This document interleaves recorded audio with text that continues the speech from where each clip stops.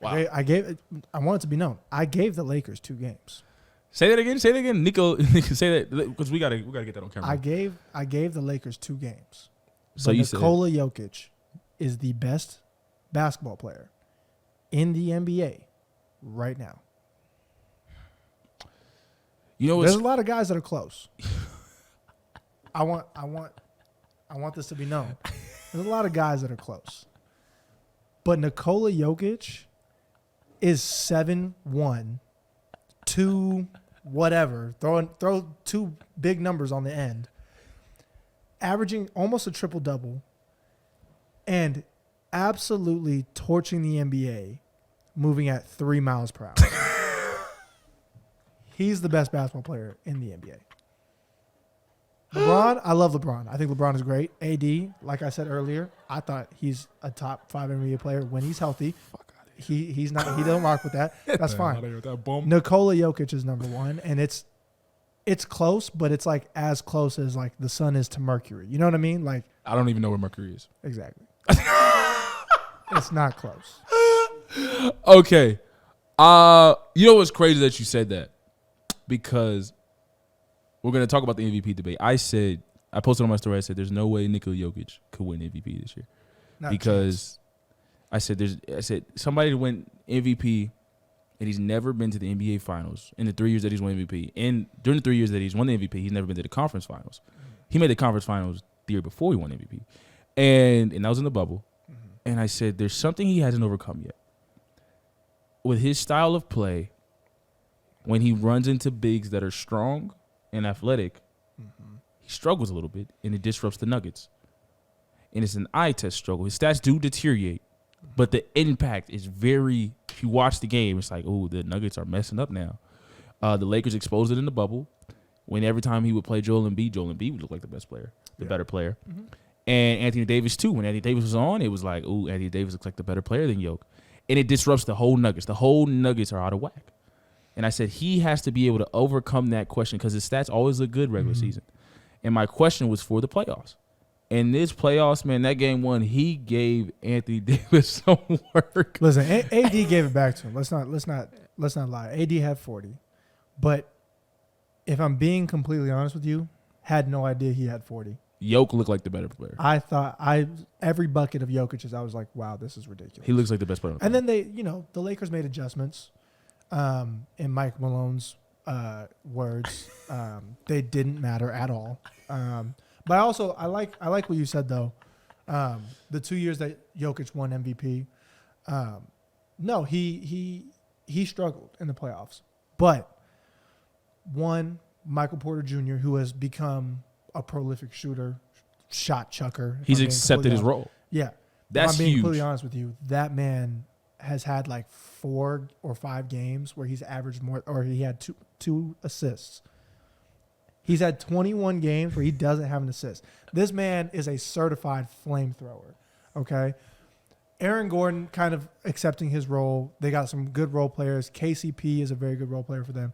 But having Jamal Murray at 100% has been key. Is absolutely outrageous. You got to talk about the number 1 surprising player, though. Who? I know you're going to know him, bro. He's not light-skinned. He's not dark-skinned. He is Bruce Brown. Bruce Brown has been hooping. I knew you were going to say Bruce Brown. Bruce Brown has been hooping. And I'm going to say this. This is what makes, and I got to go, this is what makes Kuminga look bad, Jordan Poole look bad. Yo, he's been in the gym. Oh, yeah, super. He's been in, bro, his shot now, he's always been an energy guy, always went out, gave 100% on defense, and, bro, his shot is hooping. He's doing moves, cooking D'Angelo. D'Angelo Russell's getting cooked. D'Angelo is very much outmatched. And then told him, hey, bro, you are the defensive liability on the team. We're going to cook you every time. Yeah, they're searching out that match. And then proceeded to do it the next game. I like the way that D'Lo's playing. I love the way D'Lo's playing. But if his shot is not falling, what is he doing for the Lakers? Nothing. Like, he's not doing it. You're the Lakers fan. You tell me, what is he doing for the Lakers if his shot is not falling? I've been suspended. He's supposed to. It's kind of hard to be the playmaker because LeBron's bringing it up, but The tough thing, and I know a lot of Laker fans are saying, don't play D'Angelo Russell. You got to play him because if you take away his confidence, he's done. Absolutely. And that's dangerous. And I know you're like, well, game 3, you got to let him play and then cut him early. If it's not going, you got to cut him early because it's game 3 and you got to win the game. But for everybody saying, why does he keep playing? Darvin Ham understands his players. He understands you take away – the worst thing you could do to an NBA basketball player or a basketball player in general is take away their confidence. Yeah. And if you take away his confidence, and for the Los Angeles Lakers, the media is the worst. Like, they kill you. Okay, you're killed every game. Yeah. So if the world's coming down on you – we talk about Jordan Poole on the Warriors. The world coming down on you and the coach doesn't believe in you?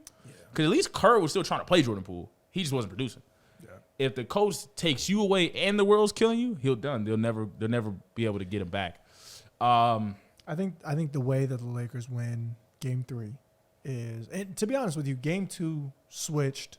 It's all about momentum, right? Game 2 switched when LeBron missed that dunk or fumbled that dunk, which is why I've never seen him do that in his entire career. They're up 10, or they're up 8. Yeah, he hits that dunk on a steal, right? He gets that dunk. They go up 10. Timeout. Denver's now scrambling. Crowd is now dead what's silent. happening is the flow of the game gets messed up. So if you watch the game, the Nuggets came down, didn't score. Lakers came down, didn't score. And it was ugly for like 4 or 5 straight possessions. Yeah. Then KCP hits a 3, which is crazy because KCP got 2 very quick fouls, not in his rhythm. He hits a 3. Now that energy's starting to pick up. Lakers come down, they don't score. Now the Nuggets pushing in transition, they score again. So that dunk by LeBron that he fumbled, that was the turning point of the game. And it's things like that that the Lakers can't afford. So I think that Game 3, the Lakers will come back and win. Yeah, facts. You start Dennis Schroeder. You start Jared Vanderbilt on Jamal Murray. Where does Rui play? Rui plays. Rui plays. I think you go with your starting lineup. I think that you go Dennis, Austin Reeves, Jared Vanderbilt, LeBron, and AD. I think that Rui comes in for Jared Vanderbilt or Austin Reeves, depending on if you want to say big or not. Because Rui's been hooping. Rui really has been hooping. Him and Austin Reeves have been fucking. He has showed a lot of people that it was Washington's fault. He's gonna get the bag. Yeah, absolutely. I think, and deservingly so. Yeah, no facts. Perfect. He was like perfect for like 3 quarters. Yeah. But the biggest thing that the Lakers did wrong was they started going under the Jamal Murray screen. They started going under that ball screen about him and Jokic, the ball screen with him and Aaron Gordon. They went under that. And they started getting cooked. They fell in love with it because they kind of did in the first half. Exactly. And they got away with it because Jamal was missing. Right. And then you got to go over the Jamal Murray screen. You have to make it tough for him. And you have to play Jared Vanderbilt in the fourth quarter defensively. The house was on fire. It was too late. I know that he's not offensive. I understand. Nobody wants to see a Jared Vanderbilt 3-pointer from the corner. I understand that. Like, I get that. Okay. Lakers fans have been saying it all year. I don't want to see that either. But who is going to stop Jamal Murray? You have Jokic locked up. Put Anthony Davis on Aaron Gordon. Mike Malone, please get Aaron Gordon out of the dunker spot. It's the dumbest position on the floor. Get him out, put him on the 3-point line. Aaron Gordon's got to take 5 or 6 threes a game. Get him out of the dunker spot. He either going to have to make it or they're going to have to rock with MPJ and rock with Bruce Brown. AD is able to just sit in the paint and wait for Jokic to back down LeBron or Rui or whoever guards him and help.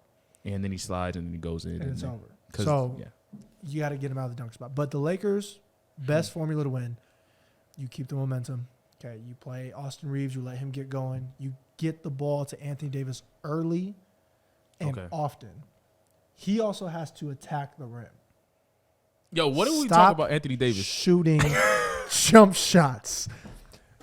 You shot last season, I'm pretty sure, and so part of this is you shot 20-something%. He was historically terrible last year. From the 3-point line. Historically.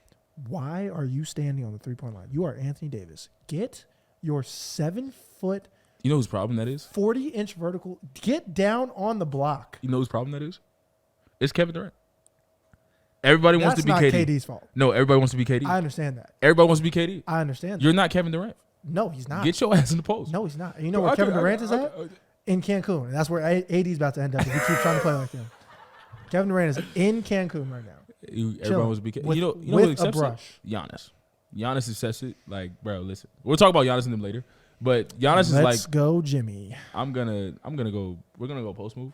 But yeah, Anthony Davis. You know, he's so cold. No one cares that he has a unibrow. It's wild. Thank you. But yeah, no, Anthony Davis. I mean, he was terrible through the first 3 quarters, and then he tried to turn on at the fourth. Obviously, my prediction. I'm gonna be honest with the Nuggets-Lakers series. I thought the Lakers were probably the worst matchup for the Nuggets in terms of this. It was easy work for the Nuggets. I think the Nuggets' weakness would have been the Warriors because you get to put Jokic in pick and roll, and now Curry takes wide open shots or he blows by you. That is why when I watch the Nuggets, that's why when they play the Trailblazers, they have big problems. Dame and CJ usually have huge numbers. Because every time Jokic sets the screen, nobody's there. Yeah. Not Jokic sets the screen. The guys bring it big up. In the NBA, for those that don't know, drop coverage is a very, very big thing because you don't want to give up the lob. And a lot of guys are not Steph Curry and Damian Lillard. So a lot of NBA teams play drop coverage. Yeah. And you go over the screen.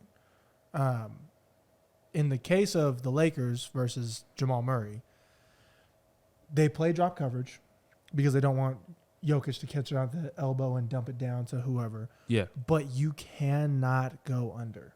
Yeah, you can't do that. And with the Lakers, this is why Jokic being the best player in the world has always been kind of a hindrance, is because his defensive liability is so strong. So when they do play teams like the Nuggets, not the Nuggets, like the Portland Trailblazers and the Warriors, Steph Curry and Dame Lillard, they have wide open threes. Yeah. That's a problem. You're not going to win a series like that. But with the Lakers, what makes Anthony Davis so good is when there is a screen, he can switch off. Yeah. And he can still be there, and he can recover. He can go block the shot. So it makes it more easier. That is why I think the Warriors were more of a kryptonite for the Nuggets than the Lakers. Now, going back to the Lakers, I didn't understand Game 1's hype with the Laker media because when you talk about adjustments in the fourth with Rui and then putting AD at the block with help side, I thought that it was more about Jokic being tired in the fourth quarter than it was about the flat-out adjustment. Obviously, with him still having big numbers really in the first half of Game 2. I was like, what are you talking about moral win?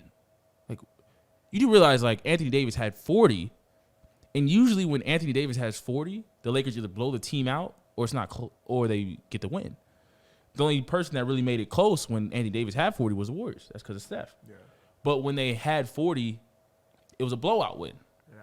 And it was the first time really where Anthony Davis has a huge game, and even though LeBron doesn't play his best, he was very efficient. So like 22, 10 and 9. Yeah, and I'm like, 8 or something like yeah, that. and I'm like, that's an efficient game, and Anthony Davis has 40 and you lost? Yeah. That's a problem. It's not be hyped. I didn't really understand that. And I think more of the Lakers made a decent adjustment. I think it's not so much that Rui is a defensive specialist on Nikola Jokic. It's that Nikola Jokic is now looking into the paint, seeing Anthony Davis standing there because again, Aaron Gordon's standing in the dunker spot. So chess match. It's, Darvin Ham made a good adjustment. Now, do I think that that's going to work for the rest of the series? Absolutely not. Because Mike Malone understands that, okay, we need to space the floor because if AD's allowed to just sit in the paint, we're going to struggle. So do they play Aaron Gordon a lot more, or do they play KCP? And they go Jamal, Bruce, KCP, Mike, Porter Jr., and Jokic. And do they give up, Aaron Gordon's defensive help to open up Jokic? Because when Jokic has a triple-double, they don't lose very often. Yeah, no, it's very rare. And you're going to get all that triple-double by picking on Anthony Davis, having KCP and Mike Porter Jr. be able to go on those flare screens that they like to run straight to the corner. That's a tough matchup. Facts. Because now AD has to play on the wing. He's good on the wing, but he is a big still. Yeah, no, he should. I don't like Anthony Davis on the wing. Even when he hit the big three in Game 2, I was like, that's a shot you're going to take. But Who do I actually have winning? Game 1 was devastating to me. I think that was the game the Lakers really needed. I was actually happy that they came out Game 2 with that still type of energy. But for anybody wondering, LeBron James is older. And Anthony Davis, the reason why I said Game 1 wasn't good, because Anthony Davis is a different person every other day. Okay. Yeah. So him having 40, and it's not like he's Devin Booker in the playoffs, where it's like, oh, he's going to have 40. He's going to have another 40. We'll be good. Or have another 35. We'll be good. It's like, no, he's going to have 40, and then the next game he'll probably have like 15, bro. Like, there's a problem. There's alert. Red alert, life alert, call somebody. So I wasn't too happy with the outcome of Game 1 like some optimists for the Lakers were. I don't know. I do think the Nuggets will win. Jamal Murray is a problem. If you didn't think so, once he's hot, he's hot. And the house was on fire. The house was on fire last game. I mean, he was hitting every tough shot. And that's the type of guy he is. When he's hot, it's like cash. Yeah. Cash. Oh, he wants more? Cash. But I will say this, man. I don't know if the Lakers will be able to re-sign him, but Austin Reeves, he's for real. He's a hooper, bro. Like, and that's all you can ask for from somebody. Like, somebody that's like, bro, I'm not going to give up. I'm going to keep fighting. I'm going to keep shooting. And he brought the game back into 2. I'm like, damn. Like, he's just not quitting. Him and Rui, I don't know if the Lakers can re-sign him. I don't think they can. I don't think they're going to have the money. I'm going to be honest. I don't think they're going to have the money because he's for real. LeBron's probably going to want him re-signed. If I'm LeBron, I definitely want him re-signed. Austin's probably going to get 4 years, 50, 60 million. I don't know if the Lakers I can see him getting more than that, to be honest with you. I think that's all the Lakers can afford. I think the Lakers can only afford 4 years, 60 mil. And so there's going to be a team out there. I think he's going to get 4 years, 80. But it's not gonna be with the Lakers. Yeah, no. But the Lakers have an opportunity to match, but I just don't think you. Yeah, no, you're not gonna be. You don't take that big of a gamble. I don't think, because yes, he's playing well, but is it another Jordan Poole situation? And if you don't win a championship, is it worth it? Yeah, then it definitely looks crazy. But then it's like you. Or do you go try to get somebody else that you know is going to be a veteran that's going to be? Oh, you're talking about Kyrie. Championship ready. That's the only guy. That's the only guy out there. That's the only guy. That's the only guy out there. But yeah, so he has Nuggets in 6. I actually think Nuggets in 6. I don't think LeBron has the energy to carry the team. Yeah, you better not go back to LA anytime soon. You better not ever take yourself back to Los Angeles. I do think it's Nuggets in 6.